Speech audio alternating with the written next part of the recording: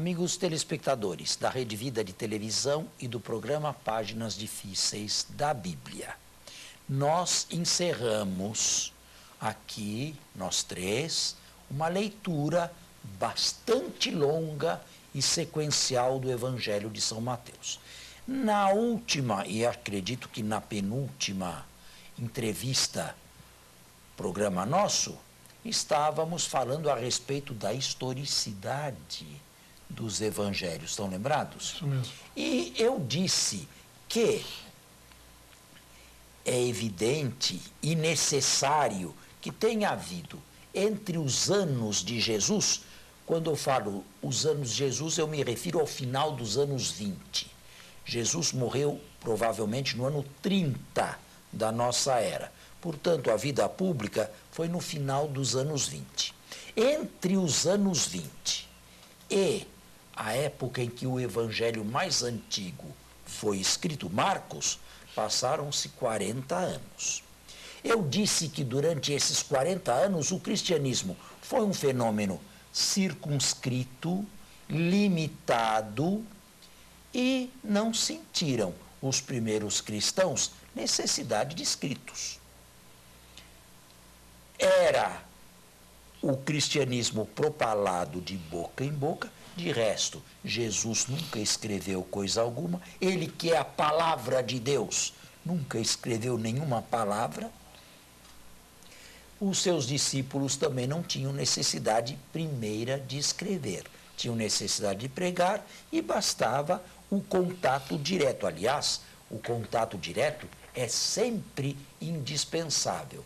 Ver um pregador apenas na televisão não é coisa boa. É preciso conviver, é preciso sentir, é preciso, de certa maneira, apalpar. Só assim a pessoa se dá a conhecer.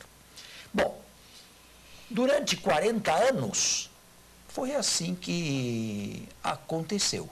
Agora, é claro, nesses 40 anos, primeiro, os judeus se retraíram.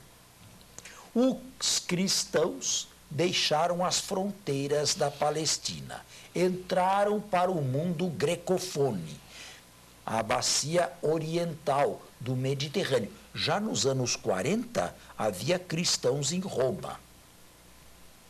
Isto tudo fez com que as circunstâncias se modificassem. As testemunhas oculares iam desaparecendo, iam morrendo. As distâncias entre as comunidades eram muito grandes, os meios de comunicação muito precários, e era preciso que a fé não se adulterasse. Então, na segunda geração cristã, nos anos 70, sentiu-se necessidade de se colocar algo por escrito.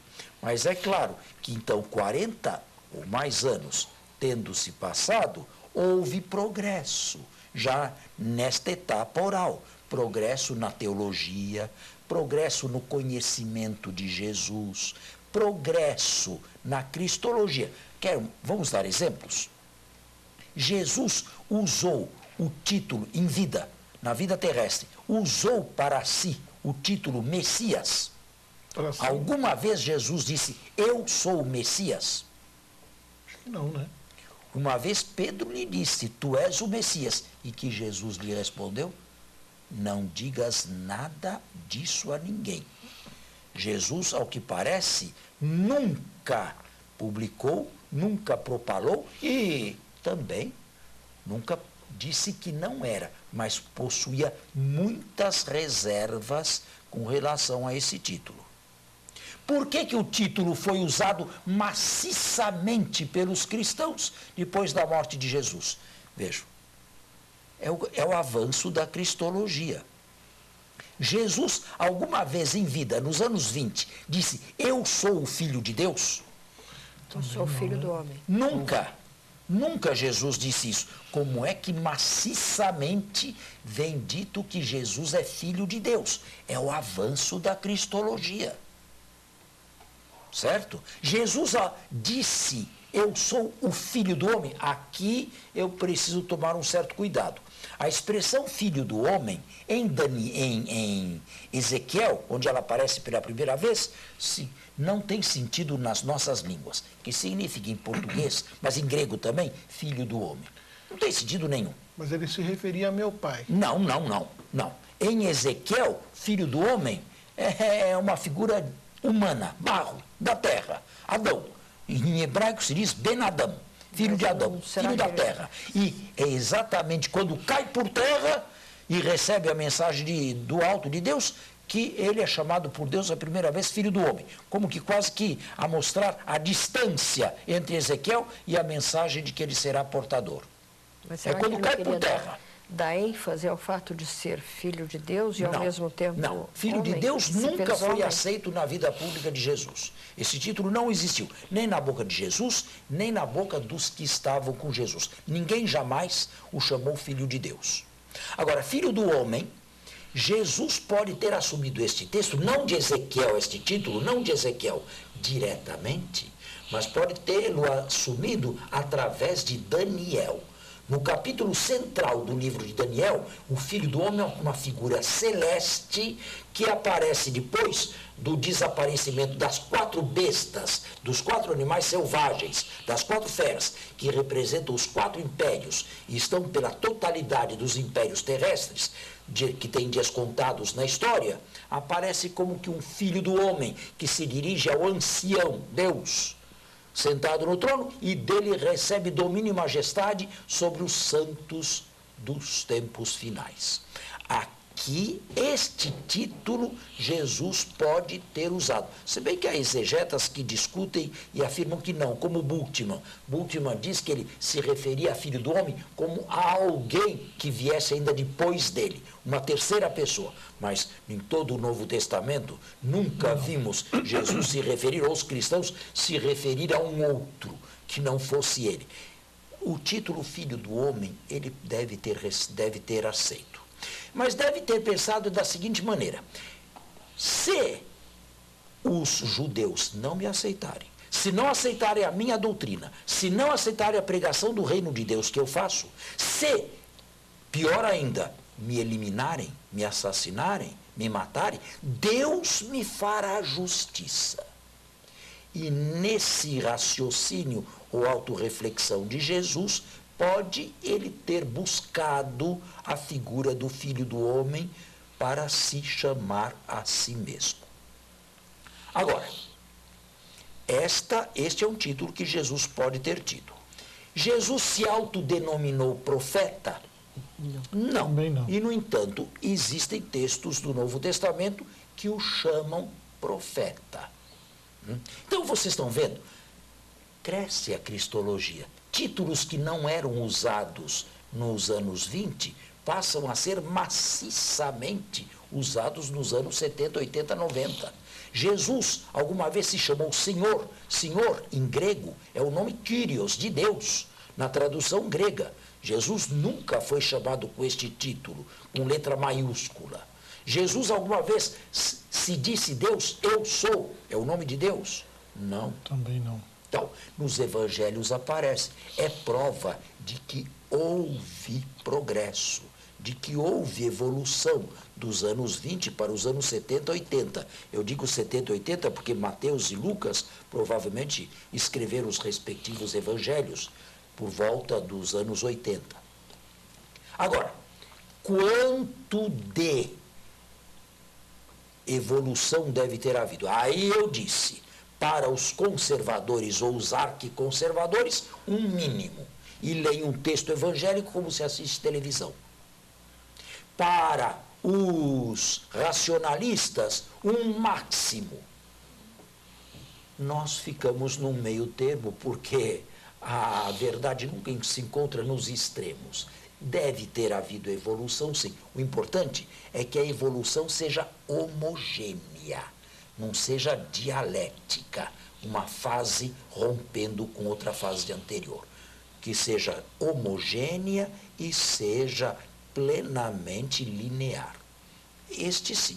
Agora, quanto? É difícil quantificar isto aqui, 30%, 40%, 60%.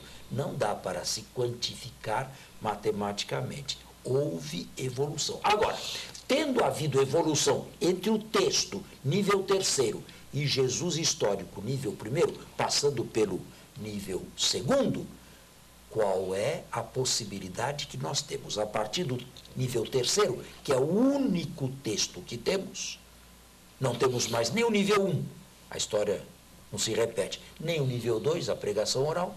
Quais as possibilidades que temos do 3º tentar buscar o primeiro?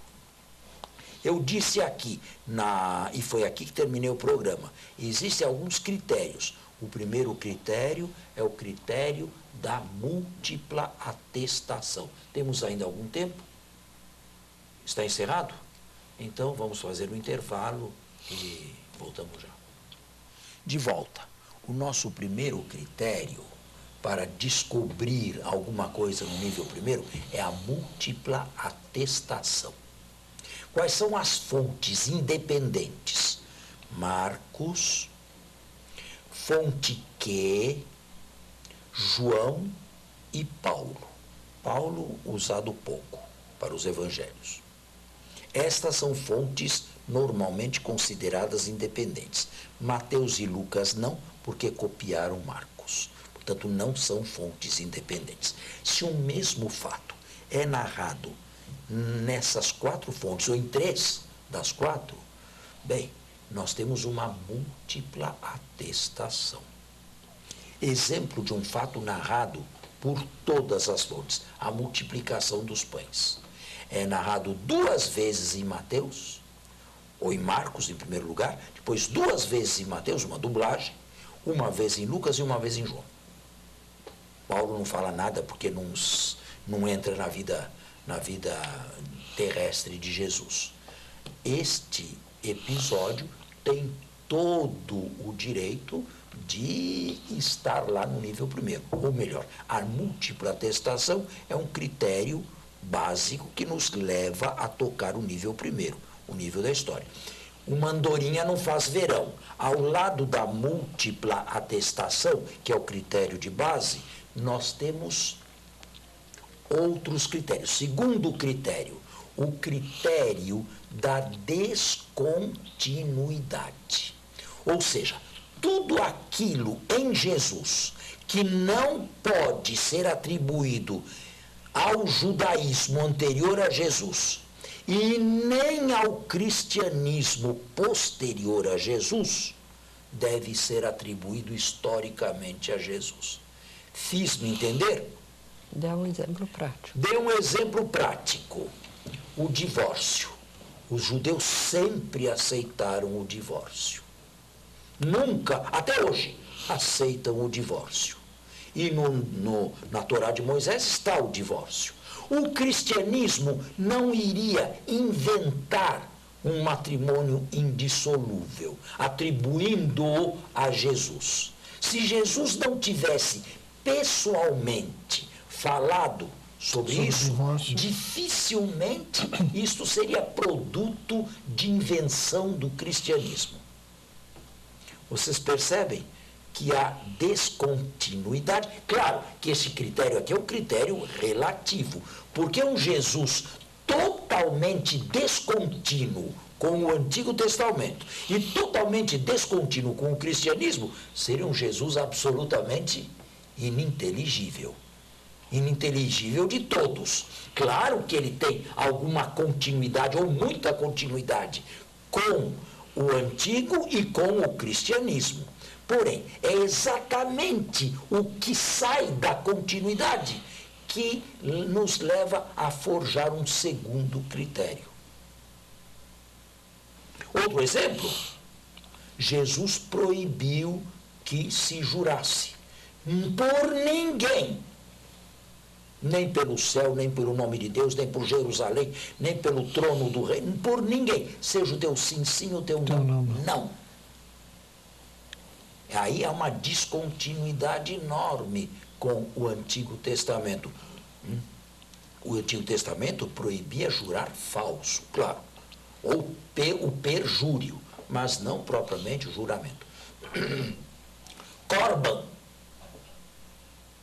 dizer um filho que uma determinada soma de dinheiro que poderia ser entregue aos pais e poderia ajudar os pais na velhice, é corban, isto é oferta consagrada a Deus. Com isto ficava livre de cuidar dos pais na velhice e não era preciso entregar esse dinheiro aos sacerdotes no santuário. Ficava com ele mesmo. Jesus foi contrário a isto aqui. São pequenos fatos que dificilmente se pode deixar de atribuir a Jesus. Outro exemplo, quando Jesus chamou alguém e este disse, deixa que primeiro eu vá enterrar meu pai. O que Jesus lhe respondeu? Deixe que os mortos enterrem seus mortos. Mas isto significa passar por cima do quarto mandamento. Honrar pai e mãe. Alguém seria capaz de passar por cima do quarto mandamento? E Jesus tranquilamente, deixe que os mortos espirituais enterrem seus mortos físicos. Tu vem e anuncia o reino de Deus. Outro exemplo, chamar Deus de papai, Abá. Isso não vem do judaísmo. Também no cristianismo não pegou. Vocês estão vendo quantas coisas podem ser atribuídas no nível primeiro ao Jesus somente usando o critério da descontinuidade? É um critério, claro, ele tem que ser conjugado com os outros critérios também. Terceiro critério. O critério, como eu iria nomear isto aqui? O critério de um certo constrangimento. Por exemplo, criticar acerbamente ou duramente os 12 apóstolos. A época em que os evangelhos foram escritos, os 12 já tinham dado glória a Deus. Pedro já tinha morrido mártir na colina do Vaticano. Era veneradíssimo. Inventar que Pedro negou Jesus?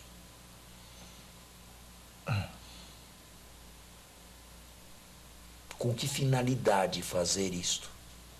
Pedro era uma figura excelsa. Lucas, nos Atos, diz que levavam os doentes para que ao menos a sombra de Pedro passasse por eles. Para que inventar que negou Jesus? Ou então, os 2 filhos de Zebedeu, que também deram glória a Deus. Não se esqueça que Tiago foi o primeiro a ter a cabeça cortada por Agripa I, entre 41 e 44.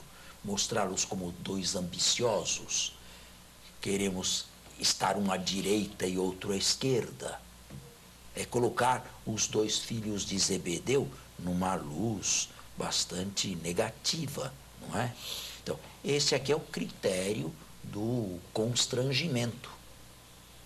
E poderia dar um outro critério ainda. O critério da eliminação física de Jesus. Escute, se Jesus tivesse passado a vida inteira contando parábolas a respeito do reino, falando do amor a Deus e ao próximo, e curando, seria crucificado? Teria sido crucificado? Possivelmente não. Né? Com toda a segurança, não. Não. Então, por que foi crucificado? Porque provocou, porque foi arrogante, porque se meteu nos privilégios de Deus, porque corrigia Moisés, porque provocava incidentes desnecessários alguns no dia de sábado. Porque, de certa maneira, se comportava como alguém superior a Moisés. É verdade, nos anos 20, os judeus ficaram espantadíssimos, muitos deles escandalizados, boquiabertos, com a arrogância com que Jesus falava. sem apelar para a autoridade de ninguém, sem dizer com quem estudou, sem dizer que recebeu uma revelação de Deus. Nunca Jesus disse que recebeu, a modo de um profeta, uma revelação de Deus. Foi exatamente isto que levou Jesus à eliminação. E estas coisas são ditas aqui. Essas coisas são bobagens. Essas coisas não aconteceram. Então, por que foi crucificado? E mais, na Palestina, do primeiro século da nossa era, nos 50 primeiros anos, até o ano 44, do ano 1 até o ano 44, só conhecemos um único caso de crucifixão: Jesus. Ninguém mais, nos primeiros 50 anos do primeiro século, na Palestina foi crucificado, que nós saibamos. Jesus e os 2 malfeitores que foram crucificados com ele. Tudo isto tem causas, tem motivos, e os evangelhos traduzem perfeitamente o motivo. Ainda temos algum tempinho aqui. Está bem claro?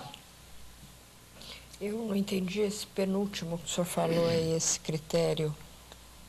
O anterior a esse. O critério da... Descontinuidade. Não. Depois da descontinuidade. Como chamaria isto aqui? Da crítica, como é que é? Exatamente, é colocar os discípulos numa luz negativa. Esse é a troco do que iriam fazer isso, os evangelistas. É o critério do constrangimento. A troco do que fazer uma coisa dessa?